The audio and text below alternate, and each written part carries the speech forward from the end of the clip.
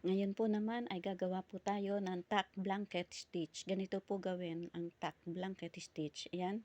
Sa una po ay gagawa po muna ng blanket stitch. Ganyan po gawin ang blanket stitch. Ayan, tusok higit. Ang punong sinulid po ay kontrolado ng kaliwang kamay. At pag natapos po iyan ay pagbibigkis-bikisin or pagdidikit-dikitin na po ang bawat tahi ng blanket stitch. Ayan, pagmasdan po ninyo ang bawat tusok ng karayom.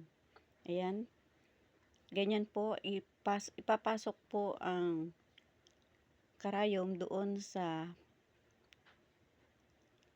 loob ng bawat tahi ng blanket stitch at magdidikit na po iyan.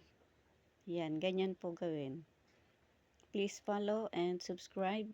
Thank you for watching.